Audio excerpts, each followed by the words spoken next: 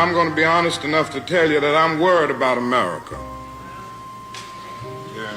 I'm worried about our nation because it's sick with racism still. When people stop talking, really bad stuff starts. When marriages stop talking, divorce happens. When civilizations stop talking, civil war ensues. When you stop having a human connection with someone you disagree with, it becomes a lot easier to want to commit violence against that group. What we as a culture have to get back to is being able to have a reasonable disagreement where violence is not an option. Nature abhors a vacuum. And if you take away religion, then I think you actually, you get something in its place which is actually worse than what was there before. I mean, it's like destructive, basically. You get like the woke mind virus, filling the hole that religion used to have, taking the place of religion. You get these dystopian de facto religions that are very very self-destructive. So I think perhaps some sort of revival of religion, or at least what we need is some coherent philosophy that people can get excited about. What up, dude? This your boy Peanut, the People's Nut, the practitioner of life, giving helpful advice. We back with another one. This won't be a topic I typically cover because I'm not really a political guy, and this is not a political channel.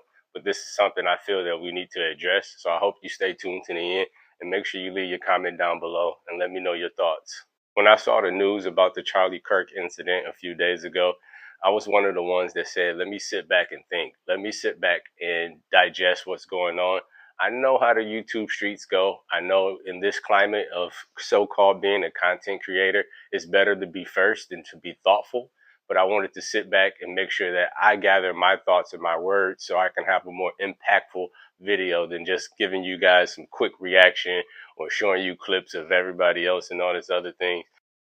Are you pessimistic about America? Yes, I'm pessimistic about the future. Sometimes I tell younger people I'm glad I'm as old as I am because I'm not going to see how this is all going to end. What are you pessimistic about in particular? I'm pessimistic about the decline of values because that's what's inside people. And if that's not there, the rest of it is not going to matter. Which values in particular? Honesty is one that you don't see a lot of. The whole attitude that you're entitled. It's amazing. What does an entitlement and a right mean? It means that other people are bound to provide you with what you don't provide for yourself. I can remember when we were having dinner. It's a reason why I started with the Martin Luther King clip at the beginning of this video, because you have people, rightfully so, some people say they are justified. You have black people that are celebrating his death. One thing that I want to add to the conversation as a Christian, as a therapist, is that we can hold multiple truths at one time. Let's take it from the top. Him being murdered was wrong. Anyone being murdered is wrong. We can hold that. Having compassion for a person's wife and their child because they were murdered is there. We can experience that. We can live that out. We can pray for them. Even reflecting on our own experience. What if it were me? We can live that out. And at the same time, we can hold the truth that a person communicated what is perceived as violent and extremely harmful speech and rhetoric towards populations of people. That some of the things as a black man that Charlie Kirk has said makes me less safe, makes my family less safe, makes people that I care about less safe. And so me personally, I have found that in this entire moment that I am neither hot nor cold, that I am numb and trying to figure out how do I wade through these waters. And so how do I wade through them? I take it back to God. I take it back to God because he calls me to have compassion, but it's hard to have compassion. It's hard to be compassionate towards a person, an enemy that I have perceived is actively working against me, against people that look like me for merely existing and merely having the imago Dei that you, Lord, have given me. That's hard. It's hard work. It's hard to ask the Lord, why do you call me to compassion? Why do you call me to love when people don't act loving? Percent of the murders. Why? What percentage of blacks have a father around when they're raised? I'm not sure. 20%. So that's why you 80% of think it blacks is. do not have a stable father around. It is the most predictable way to end up in prison, end up as a murderer or a criminal. And why It's do not a you think that's racism a problem? It's not a white supremacy problem. It's a fact that black fathers impregnate women and they don't stay around with the women And that they have why, impregnated. Charlie Kirk, do you think that that happens more in the black community compared to others? It's threefold. Number one, we subsidize single motherhood. Number two, it's culture. It's accepted in the black community. And you have his wife and also Trump. You have them positioning this so they can benefit from it from a political standpoint. Even a lot of those right-wing news channels like Fox and everything like that, they're framing this versus a us versus them thing. And just like Charlie Kirk was kind of divisive in his speech. If you thought that my husband's mission was powerful before, you have no idea. You have no idea what you just have unleashed across this entire country. What do you mean by that? The cries of this widow will echo around the world like a battle cry. What do you mean? What do you mean? And for 33 hours, I was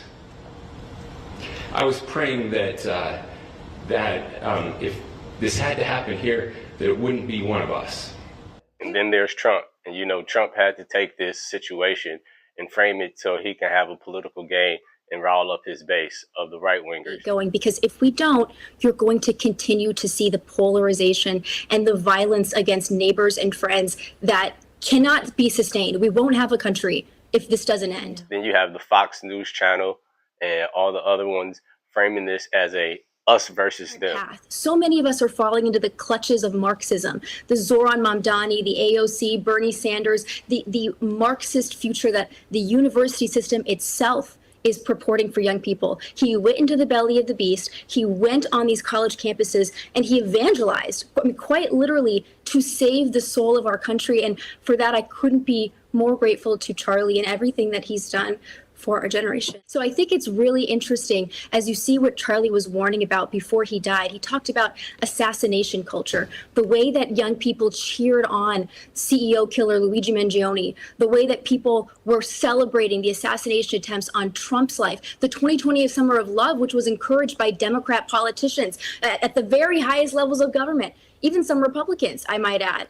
He noticed that the left has a propensity for violence, that there's a history here. If you look at what Mao did, what Stalin did, Lenin, throughout human history, leftists have had a propensity for violence because of the world that you're living in is chaotic and scary. Then they can seize control and maintain power. Charlie understood that. He talked about it incessantly.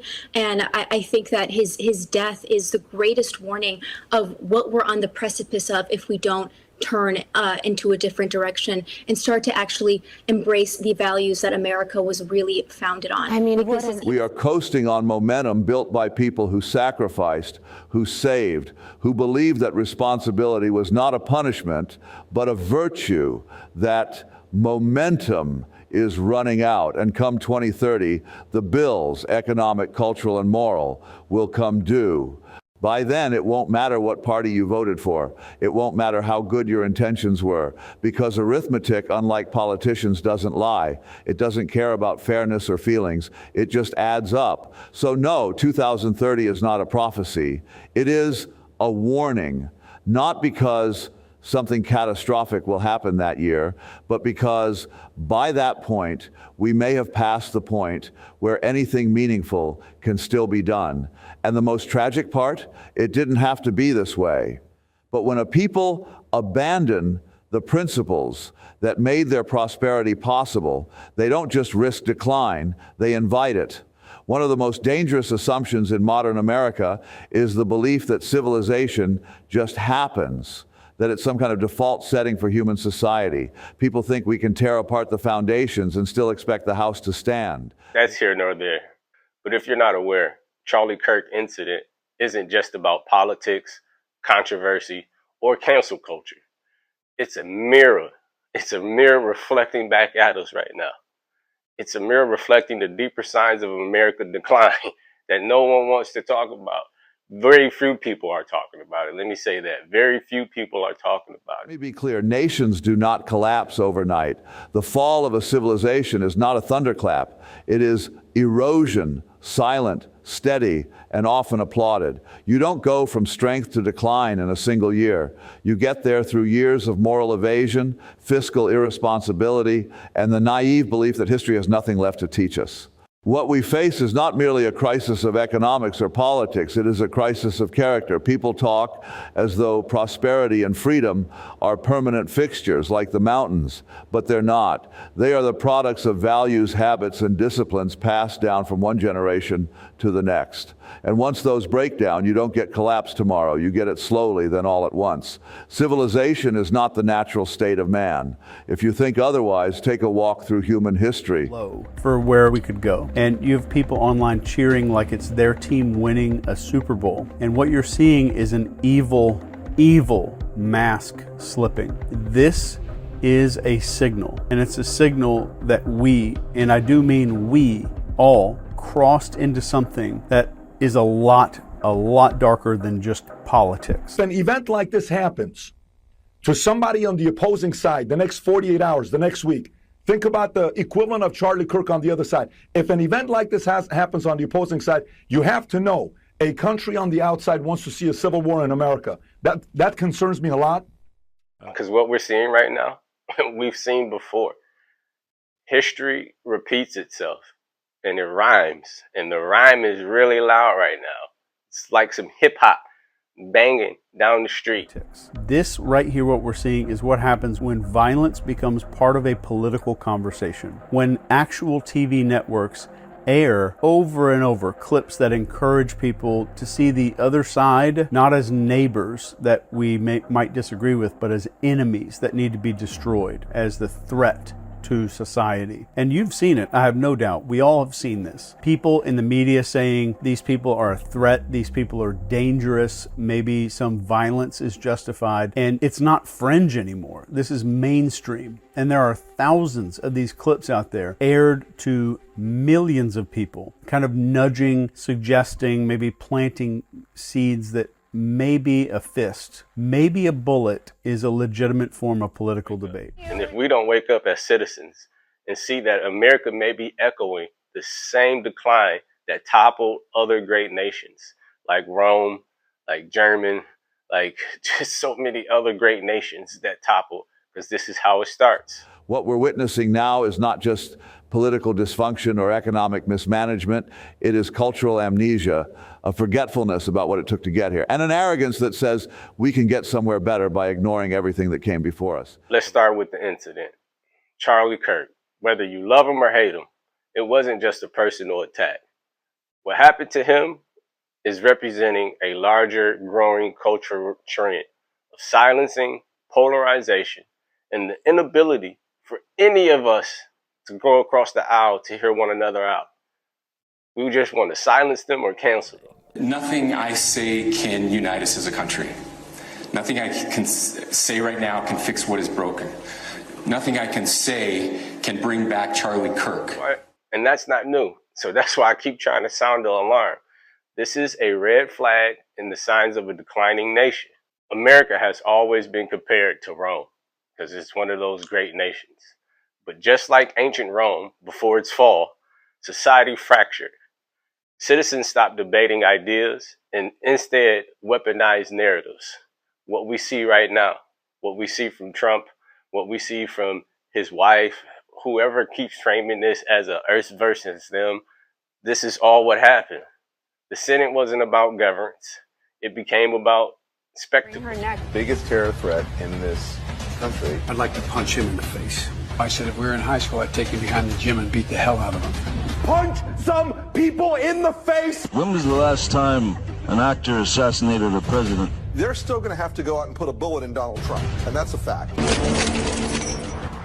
is a absolute concrete law of history. It's concrete law. The minute that your ideas require violence to enforce or spread, they are already completely bankrupt. Every tyrant, every failed ideology, every social collapse starts the exact same way. The debate dies, then violence takes the place of debate. And you can't argue with a gun. You can only kill with it.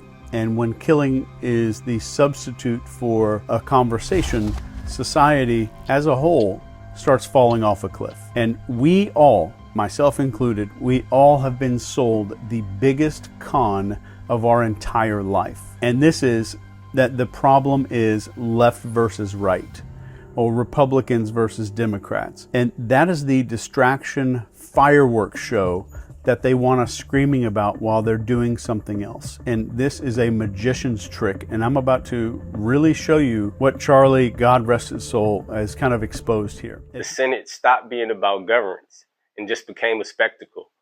I don't know about y'all, but these last few presidential elections, they just seem like spectacles. They do not seem like we're here to get the best for America or vote in who is the best for America. It's just a big ass spectacle, or like we're on a reality TV show, if you ask me.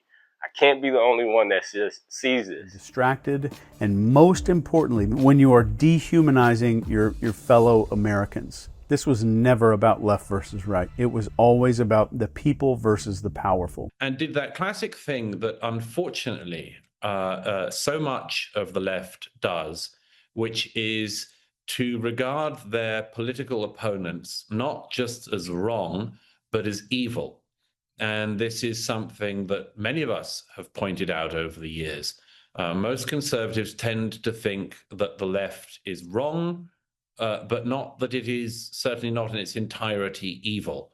But that favor is not returned the other way. Another similarity to Rome, it became more about humiliating their enemies. What we see from the left and the right today, they keep trying to humiliate one another. Release Hunter Biden's laptop. Hillary is not this. Trump is this. The Republicans are this. The Democrats are that. And it's not a united nation. A nation that's divided is a nation that's going to fall. An absolutely brutal truth that nobody really wants to face. Assassinations that, especially like we saw with Charlie Kirk, assassinations are not usually about stopping some kind of evil. They're about stopping ideas. You don't kill somebody because their argument was weak. You silence them because you were terrified that their words are working on people. Think about Martin Luther King Jr.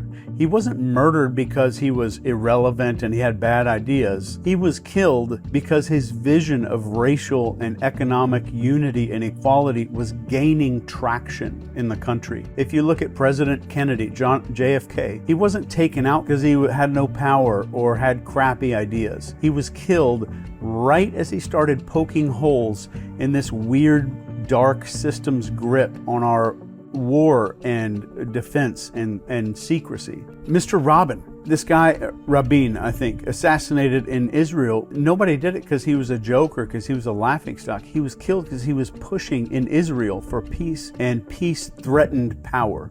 Peace threatened power. History is unbelievably clear on this. If debate dies, when open conversation gets replaced with suppression or intimidation and ultimately violence, society walks into a death trap. There is not an exception to this. So the ideas that require censorship or intimidation or blood to survive, they are 100% of the time poison. An idea that can't survive in the sunlight has to live in the shadows. And that is the death spiral that we are in if we don't stop this shit right now. In Nazi Germany, before the Nazis actually rose, it wasn't uncommon for political groups to fight in the streets, where words became violence and violence became the norm.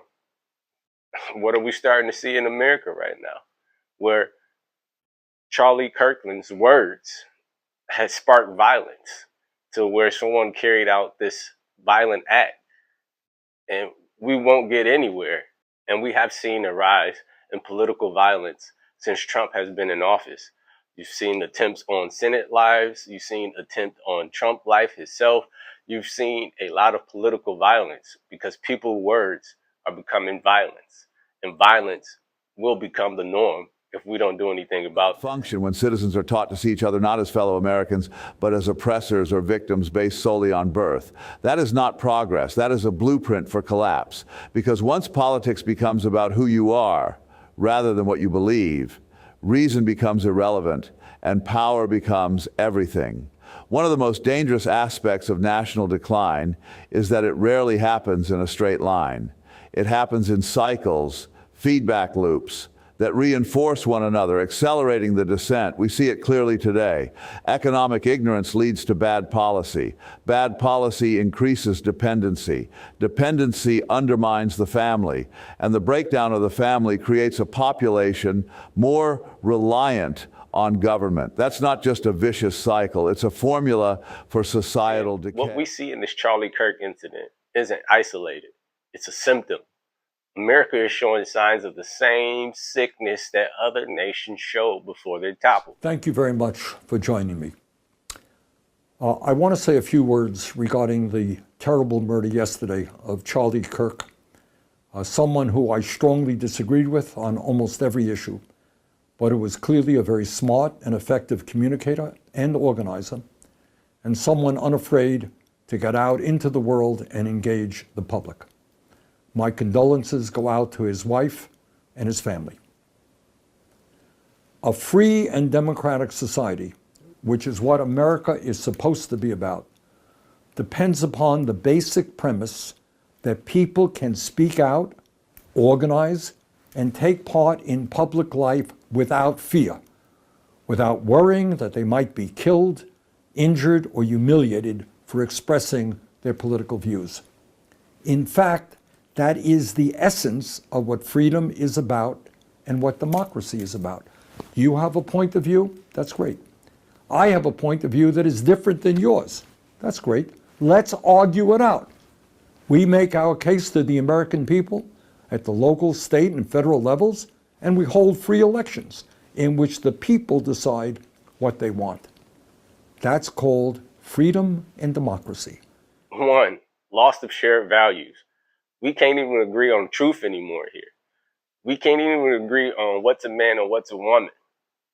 2, the weaponization of narratives, reputation destruction, not discussions. He has more vicious rhetoric than any politician in the Western world. I mean, Donald Trump ran for president in 2016 and he said people with guns should maybe take care of Hillary Clinton to protect the Second Amendment. He ran for president in 2020, lost the election, and then incited a violent insurrection at the Capitol where his supporters tried to hang his vice president. In 2024, last year, he ran for president. He referred to his opponents as vermin and the enemy within and said he would send the military after them. Since coming to office, he said some outrageous things about people, about Democrats. So this is nonsense. I mean, Donald Trump has set the tone here. But that is all right, but what about the left? You don't see at the last political debate, I didn't see them debating ideas. I saw them taking personal attacks at one another. And you see it all day long now. And 3, breeding circus. Entertainment and outrage fuel our culture. While the deeper issues like debt, war, social decline, those things go undiscussed or undebated. This is the battlefield. This is why both parties, you're hearing them scream about each other nonstop, but they never really seem to touch the things that matter. And you ever notice how there's always money for war, but there's never money to fix our roads? You notice how billionaires always seem to fund both sides of the elections. And if you've ever noticed, if you take a good look, corruption is a bipartisan issue. That's not incompetence. So whatever it is for the elites, they need you locked in this tribal, us versus them, tribalistic warfare. Because if you ever woke up and you started to realize that you share more in common with the other side than a single millionaire donor on your own side, the entire game starts to collapse instantly. And I think if you realize this, you'd stop fighting each other. You'd start realizing that the right versus left is fake. And I think that purely terrifies them. So who knows how long this video is going to last. Everyday common sense sanity. And ask yourself, do you genuinely want political opponents murdered in the streets? Do you want your neighbor dragged through the mud because they voted differently? Of course you don't, because you're a sane human being. And that means that you're okay. Insanity right now is the most rebellious act that you can commit in this country for right now. Sanity is refusing to let CNN or Fox News or Twitter decide who your enemies are. It's looking across the aisle that's probably imaginary and saying, you know what, I disagree with your ass, but you're not the devil. Sanity is truly openly saying violence is not politics. Violence becomes the death of politics. And true sanity is seeing just the weird idiots on the news and realizing that's not the norm. That is a cartoon that's curated for you. And the second that you stop playing the outrage game and you refuse to cheer for blood, which I hope you didn't do, you're already breaking the spell if you're there. They need you divided. They have to have you blind and full of rage, because a united, sane, connected public is the one thing that they actually fear. So how does a normal person, just a regular person, a guy who loves his kids, pays his bills, maybe argues politics at Thanksgiving, how does he turn into somebody who cheers at the assassination of a political opponent on the internet? This does not happen overnight. And 4, tribalism over unity. People identify more with their side than America itself. You got the LGBTQ community. You got the left-wing community. You got the I'm in the middle community. You got the I'm a Trump supporter, MAGA hat community. And all of these people identify with their tribe instead of America itself. So they're not showing you reality in any sense. They're showing you a story designed to keep you loyal to your tribe, addicted to whatever their version, twisted horror movie version of reality really is. And what's truly disgusting, what I am genuinely nauseated by, we tend to think, oh yeah, the media is trying to sell ads for some pharmaceutical stuff, and they're trying to sell some car commercial breaks and things like that. That's not it. This is more about distraction. The reason is, while they get you frothing at the mouth over some clip of a protester screaming nonsense, the real enemy to all of us, these entrenched people that you have nothing in common with whatsoever, who decide the narratives, they bankroll politicians, and they write the rules, and you know that they win no matter who wins, right or left. You know that they're the ones getting the checks. They're laughing at how stupid we are. So let's stop with the doom and gloom for a second here. And let me just kind of bring this back. If you strip away all of the slogans, all the hashtags, the little talking points of the media, what do regular people want? What do regular people, you and your neighbors, even the people that voted differently than you? We want our kids safe. We want a roof that doesn't leak. We want food in the fridge. We want a job that doesn't crush our frickin' soul. And we want some goddamn honesty from the people who claim to represent you, to represent us. And guess what? That guy that you don't like with the bumper sticker down the street, he wants the same thing. These are all signs that every empire has showed before their collapse.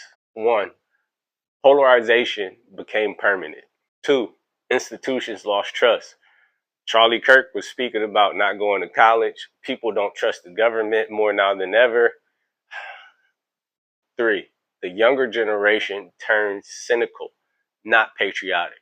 You see a lot of the younger generation, when you look at online, not identifying with America or where America is going. 4, the economy weakens under the weight of corruption and short-term thinking. I have heard other people debate that because there is only a 4-year term, that most presidents have to think short-term. They can't think of long-term planning because the Republicans are always trying to outdo the Democrats, and the Democrats are always out trying to do the Republicans. So the way they get into office, they promise short-term gains, and it's not a long-term plan that's going to get us ahead. And 5, morality becomes relative, and decadence replaces discipline. If you're over the age of 25 and you're still working a 9-to-5, you are a failure. Like, by then you should have already made your bag. And ladies, every single one of you should drop the link like me. Like, just literally just make your bag. Who gives a f what anybody thinks? Screw your family. My family kicked me out. I got disowned. They don't talk to me anymore. They don't f me. But who gives a shit? I can literally buy their whole life if I wanted to. I'm good. Also, f education, because Harvard was never going to help me make 8 figures. That's why I dropped out of it, and I dropped the link instead. That's why you can see a lot of the young ladies have the same sentiment of this young lady, because decadence replaced discipline. This Charlie Kirk controversy may seem small, but it's a flashpoint in a much bigger story. Each of these incidents adds fuel to the fire.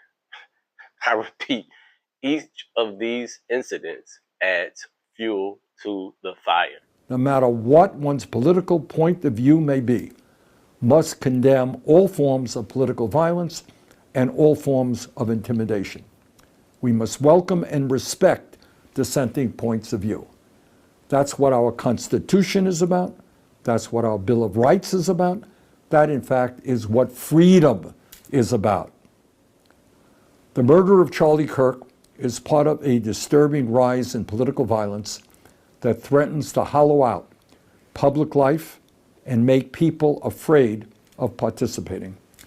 From the January 6, 2021 attack on the United States Capitol, to the attempted assassination of Donald Trump, to the attack on Paul Pelosi, to the attempted kidnapping of Michigan Governor Whitmer, to the murder of Minnesota's Speaker of the House, Melissa Hortman, and her husband, to the arson attack on Pennsylvania Governor Josh Shapiro, to the shooting of United Health Executive Brian Thompson, and the shooting several years ago of Representative Steve Scalise, this chilling rise in violence has targeted public officials across the political spectrum. Sadly, this is not a new phenomenon. We all remember the assassinations of President Kennedy, Dr. Martin Luther King Jr., Senator Robert F. Kennedy, John Lennon, Medgar Evers, and the attempted assassinations of President Ronald Reagan and Alabama Governor George Wallace. This is a difficult and contentious moment in American history. Democracy in our country and throughout the world is under attack. And there are a lot of reasons for that which need serious discussion. But bottom line. And when and if you can zoom out, you'll realize that we're not just watching the decline of one man's reputation. We're actually watching the decline of the nation's foundation. We've heard this numerous times, put in many different ways. History repeats itself for those who fail to learn from it. And right now, America is at a crossroad. We have very few options at this point. So either we can humble ourselves and return to discipline, unity, and shared values, or we become another fallen empire that future generations study as a cautionary tale. The question is, will we wake up in time? For everybody that made it this far in the video, I truly, truly, truly need you to like, subscribe, and share this video because we need to get this message out here. We need to start becoming more united. We need to learn how to debate and agree to disagree. So make sure you like, subscribe, and share, and drop your comments down below. Do you think that we're going to get this together, or should we just sit back and enjoy the ride? It's your boy Peanut, the People's Nut, man. Until next time, peace.